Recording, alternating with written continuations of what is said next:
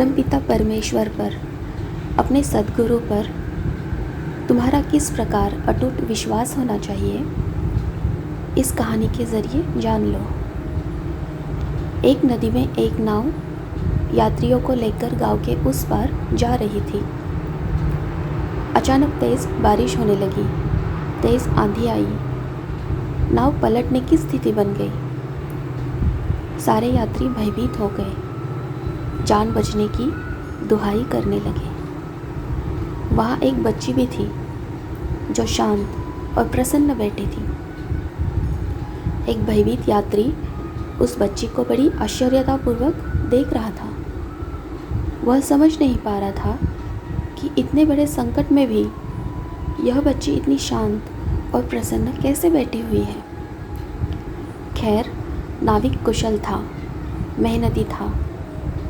वह नाव को किनारे लाने के लिए हर संभव प्रयास कर रहा था, अपनी जान की बाजी लगा रहा था। आखिरकार उसकी मेहनत रंग लाई और नाव किनारे पहुंच गई। सारे यात्री सुरक्षित किनारे पहुंच गए। वह आश्चर्यचकित मनुष्य उस बच्ची के पास गया और उससे पूछा, सब लोग इतने भयभीत हो चुके थे, फिर भी तुम शांत कैसे थी?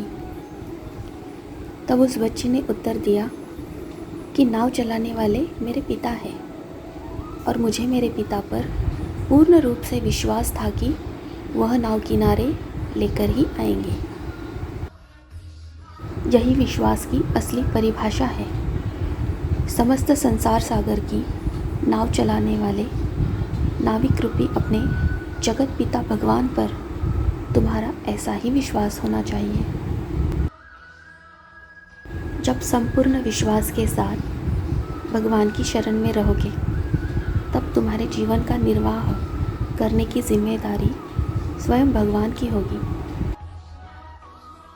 ईश्वर के प्रति समर्पित शरणागत होना, इसका अर्थ यह नहीं कि सब कुछ तुम्हारी इच्छानुसार हो, बल्कि यह है कि ईश्वर की इच्छा में ही तुम खुश रहो। ईश्वर की इच्छा और योजनाएं जानने के लिए तुम्हारी बुद्धि इतनी कुशल नहीं है, इसलिए उनकी इच्छा में खुश रहा करो। वे सब भले के लिए ही करते हैं।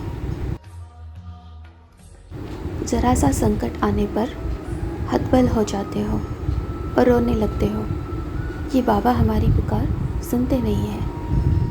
वास्तव में तुम बाबा की पुकार सुनते नहीं हो, श्रद्धा सबूरी नहीं रख पाते हो। शाश्वत आनंद समाधान की जो अपेक्षा तुम करते हो, वह केवल ईश्वर के चरणों में शरणागति लेने पर ही मिलेगी, सांसारिक भौतिक वस्तुओं में नहीं। तुम्हारी जीवन नैया चलाने की जिम्मेदारी मेरी है। मेरी शरण रहो, शांत रहो, प्रसन्न रहो, पार जरूर लग जाओगे। इच्छित मनोगत सिद्ध होंगे। नाम स्मरण करते रहना।